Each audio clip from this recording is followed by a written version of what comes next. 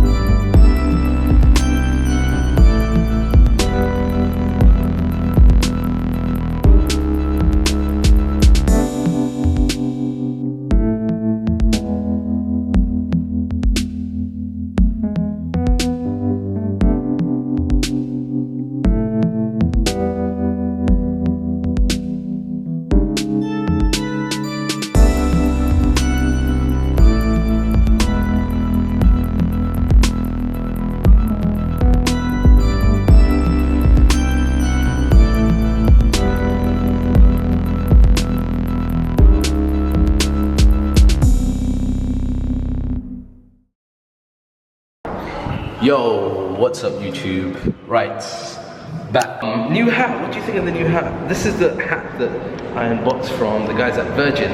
A couple of vlogs ago they sent me a little box full of gifts, and here's a hat. I think it looks a little different on me. I've never worn one of these snapback kind of hats, so giving it a try. Let me know what you think in the comment section below.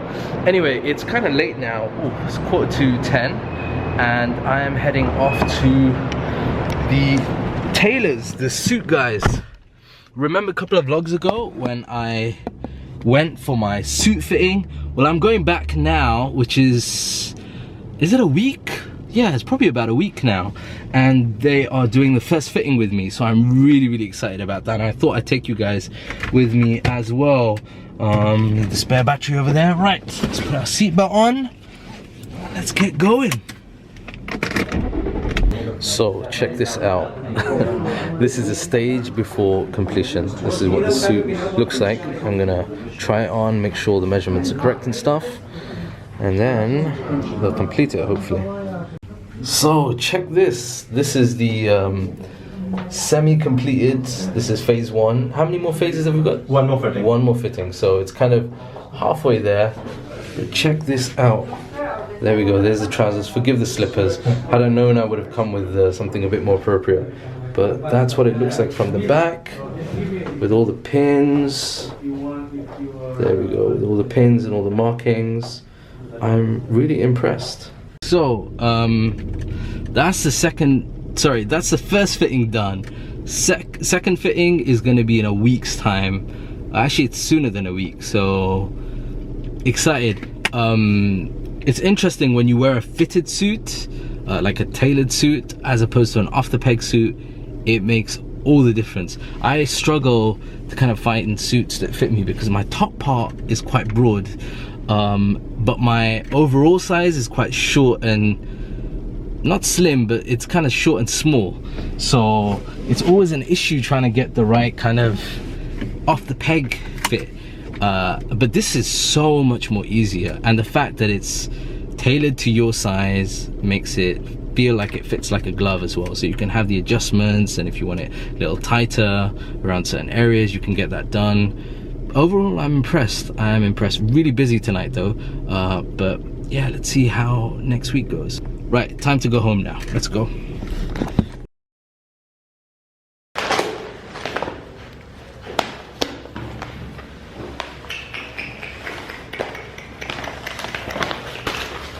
Britain, what have you done?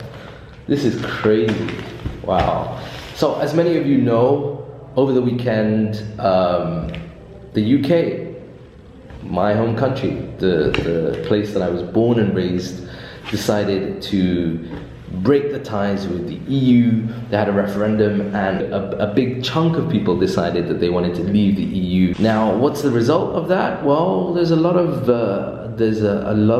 repercussions, I think. We've seen some of the repercussions in the sense of the value of the pound falling, and some of us have benefited, myself included. My summer holidays sorted. But there are also things that we have no idea about yet, and it's remarkable, really. I honestly, on Thursday night when I got home, I didn't expect that on Friday I would be waking up to the result that I did.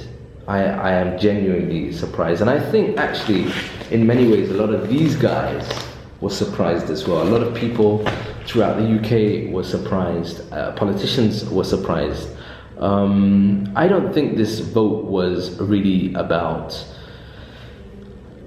the EU per se. I think the EU had a big part of it, but I think parts of the UK where people decided that they want to break free from the EU, a big part of that vote might have been due to the just frustration with local politics, with national politics. People are sick and tired of the politicians in the UK. They lie, they cheat, they steal, and they're really only interested in their own interests. I think it was a protest vote. And I think there are also elements around immigration. I think there are also elements about frustration with this changing Britain, changing world in essence, because Britain is only representing the change in the world that we're taking place. That people just gave this knee-jerk reaction. I don't know. Over the last week or so, I've been reading sides for both arguments, and if you follow me on social media, you'll know that I have been posting up some for both ends, and in fact I've got flack for that as well. But I've been trying to understand where the people that voted for leave come from. Why are they voting leave? And I was thinking about how to vlog off for this particular video, talking about some Ramadan reflection that I've been doing in previous vlogs. And the only thing I can think about is that sometimes when life gives us these kind of curveballs, it's really important to remain positive, even when everything around you seems to be negative. It feels like it's going to be a difficult time ahead, or that you might not even know what's coming up ahead. I think in those circumstances, in those situations, it's really important to stay positive. And we've all been through that in our life, when we have no idea what's going to happen, when there is something negative on the horizon that we can see or we can kind of anticipate.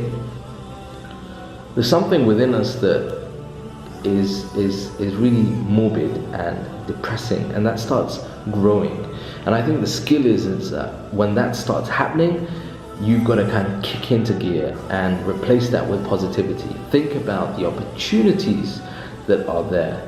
I mean, there's a lot that I think is quite fearful about this leave referendum that's taken place. But at the same time, if we dwell too much on that, then it's going to really give rise to a lot of negativity. I think there is a big part of this vote has been on an overall negative vibe that's been going on. And those of us that are deemed as minorities in the UK, those of us that are deemed as scapegoats in the UK, I think it's really important for us to go over and above. If we were doing it at 100%, we need to go at 200%, 300% at making sure that we correct some of those misconceptions. Really glad that part of the vlog series that I've done in Ramadan you know, a big chunk of my viewership is not Muslim. But one of the things that I want to do is I want people to see through the vlogs that I'm just a normal human being. I have a normal family, like anybody else's family, regardless of religion or background or political views. We have the same issues. We worry about money. We, you know, like to spend money. We like to eat. We like to socialize. All of these things. I think it's really important not to forget the humanity in everybody around us, including people that we don't necessarily agree with on particular points. For example, there's an individual that I follow on social media. We have a shared interest in watches, like a real passion in watches, and we might not agree politically, but at the end of the day, what is more important than our political views or even our religious views is the fact that, you know, humanity stands at the end of the day. That individual has a family. He has constraints of finances in the same way that I would, but in a different kind of setting and scenario. He has the same kind of concerns about his future, his children's future, but at the same time he has a passion for watches the same way that I do. And it's so easy to let those voices of negativity grow and drown out the beauty of the humanity that we have within ourselves and around us. I don't know what else to say other than try and remain positive, try and reach out to people around you.